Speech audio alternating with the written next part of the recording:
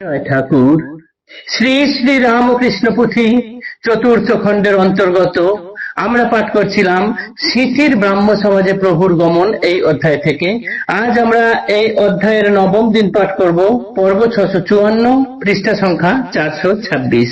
এর আগের দিনের পাঠে আমরা দেখেছি সিথির ব্রাহ্ম সমাজে ঠাকুর ব্রাহ্ম ভক্তগণদেরকে মনের যে 7টা ভূমিতে মন অবস্থান করে সেই 7টা ভূমির অবস্থান এবং কোন অবস্থানে থাকলে কি কি অবস্থা অনুভব হয় সেই বর্ণনা ঠাকুর দিচ্ছেন।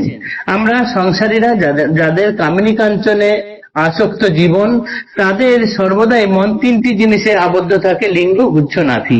এর উপরে কখনো মন উঠতে চায় না। এর উপরে যদি কখনো কেউ চেষ্টা করে মনকে তোলে, তাহলে সেটি হলো হৃদয়। চতুর্থ ভূমি হচ্ছে হৃদয়। হৃদয়ে গেলেই প্রথম জ্যোতিষ দর্শন হয়, সেইখানে এক অপূর্ব আনন্দ অনুভব হয়।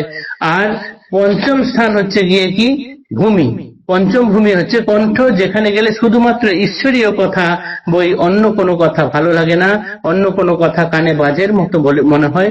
ষষ্ঠ ভূমি কপাল, সেখানে থাকলে ঈশ্বরের রূপ দর্শন হয় এবং যেন ঈশ্বরকে আলিঙ্গন করতে যায় এরকম মনে হয়, কিন্তু ধরতে পারে না। এবং সপ্তম ভূমি হচ্ছে যে শিরোদেশ, সেইখানে গেলে গভীর ভাবে সমাধিতে মগ্ন হয়ে যায় এবং সমাধি অবস্থায় থাকলে পরে 21 দিনের বেশি দেহ থাকে না, দেহ লয় হয়ে যায়।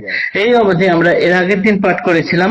পরের অংশ আজ আমরা পাঠ করছি যে সেইখানে থাকার অবস্থাগুলির পরে কি হয়। পূজা, জপ, বিষয় আদি কর্মাবলী যত, সমাধিষ্ঠ হইলে সকল হয়ে হত। কর্মের আরম্ভর প্রথমে প্রথমে, সেদিকে এগুবে যত কর্ম কমে, সেদিকে এগুবে যত তত কর্ম কমে। অপর কর্মের কথা রাখো বহু দূরে, লীলা গুণগান তাঁর তাও বন্ধ করে। দ্বিতীয় খণ্ডের কথা স্মর তুমি মন, আই করিলেন যবে দেহ বিসর্জন। তর্পণ করিতে প্রভু যান গঙ্গা জলে, অঞ্জলি না হয় বদ্ধ জল পরে গলে। হইলে ঈশ্বর লাভ কর্মকাণ্ড নাশ, উপমা ধরিয়া তত্ত্ব করিতে প্রকাশ। তর্পণের কথা তাঁর করিয়া স্মরণ, ব্রাহ্ম ভক্তগণে আজি করেন বর্ণন। ব্যাপার দেখিয়া তবে মহাচিন্তা জটে, অঞ্জলিতে জলবিন্দু কেন নাহি ওঠে। শাস্ত্রজ্ঞ পণ্ডিত সেথা দাদা হলো ধারী, ভীত চিত্তে কারণ জিজ্ঞাসা তাই করি। বৃত্তান্ত শুনিয়া তবে হলধারী কয়, ইহাই গলিত হস্ত শাস্ত্রেরও নির্ণয়।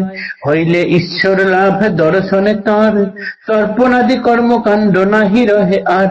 কর্মনাশ বিধানে কি যুক্তিমত নয়, স্বভাবত কর্মনাশ আপনি হয়। প্রয়াস করিলে পরে কর্ম করিবারে, অকর্মণ্য অঙ্গ কর্ম করিতে না পারে।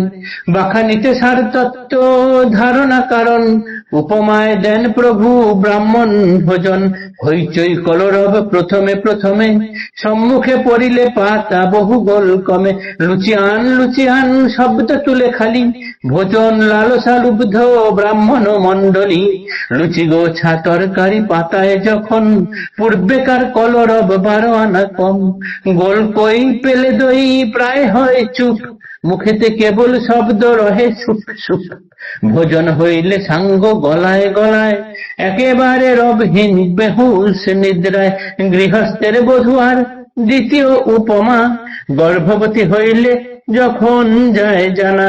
শাশুড়ির মহানন্দ অন্তরের মাঝ, বধূর কমিয়া দেয় সংসারের কাজ।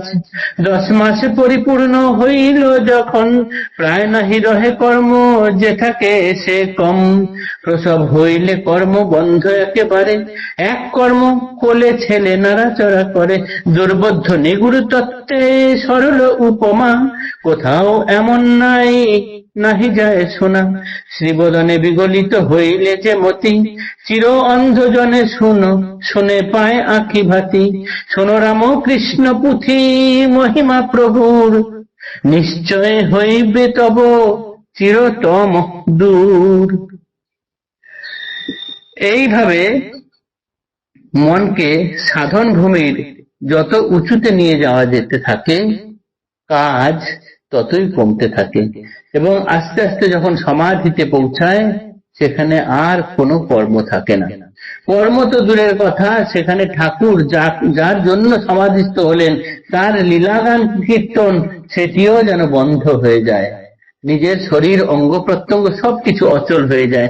পথিকার এখানে তাই বলেছেন যে দ্বিতীয় খণ্ডে আমরা বলেছি স্মরণ করো, ঠাকুরের মা যখন দেহ বিসর্জন করলেন ঠাকুরকে তখন তর্পণ করার কথা বলছিলেন, ঠাকুর রাজি হচ্ছিলেন না, সকলে বলায় তারপরে যখন ঠাকুর গিয়ে তর্পণ করার চেষ্টা করছেন তখন দেখা যাচ্ছে হাত দিয়ে বদ্ধঞ্জলিতে হাতে জল তুলছেন, গঙ্গা জল তুলছেন, গঙ্গায় আবক্ষ জলে দাঁড়িয়ে, কিন্তু হাত উপরে আনার সঙ্গে সঙ্গে দেখা যাচ্ছে হাতে এক ফোঁটা জল থাকছে না, সব হাত থেকে গলে পড়ে যাচ্ছে। তার দাদা হলধারী, তিনি তখন পণ্ডিত ব্যক্তি, শাস্ত্রজ্ঞ ব্যক্তি ছিলেন, তাকে জিজ্ঞাসা করা হলে তিনি সবকিছু শুনে বললেন একেই শাস্ত্রে বলা হয় গলিত হস্ত, অর্থাৎ ঈশ্বর যখন দর্শন হয়ে যায় তার কর্ম নাশ হয়ে যায়, সেখানে আর কর্ম থাকে না। তখন প্রয়াস করে যদি কেউ কর্ম করার চেষ্টাও করতে থাকে সে কর্ম তখন কর্ম হয় না, আর কর্ম করা যায় না। উদাহরণ দিয়ে ঠাকুর বলেছেন যে ব্রাহ্মণেরা যখন পঙ্ক্তিতে আসনে ভোজনে বসেন তখন প্রথমে খুব হইচই হইচই থাকে, লুচিয়ান লুচিয়ান করে, তারপরে যখন লুচি পড়ে, তারপরে যখন তরকারি পড়ে, তখন আস্তে আস্তে শব্দ কমতে থাকে, এবং সবশেষে দই পড়লে তখন মুখে কেবল আওয়াজ চুপ চুপ চুপ চুপ, এবং যখন গলা ভর্তি হয়ে যায় তখন নিদ্রা, একদম সব চুপচাপ বেহুশ। আরো একটি উদাহরণ ঠাকুর দিয়েছেন এখানে, যে বৌমা যখন গর্ভবতী হয় শাশুড়ি আস্তে আস্তে কাজ কমিয়ে দেয়, এবং 10 মাস যখন হয় তখন একেবারে কাজ কমে যায়, সন্তান ভূমিষ্ঠ হলে আর কোনো কাজ থাকে না, তখন কেবল তাকে কোলে নিয়ে শুধু নাড়াচাড়া করা।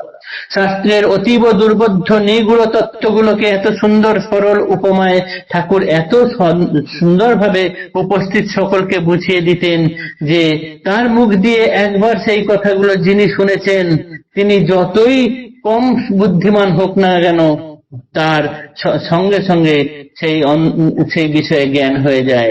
চির অন্ধজনে শুনে পায় আঁখি ফাঁকি, শ্রীবদনে বিগলিত হইত যেমতি, শোনো রামকৃষ্ণ পুঁথি মহিমা প্রভুর, নিশ্চয়ই হইবে তব চিরতম দূর। জয় ঠাকুর, নমস্কার।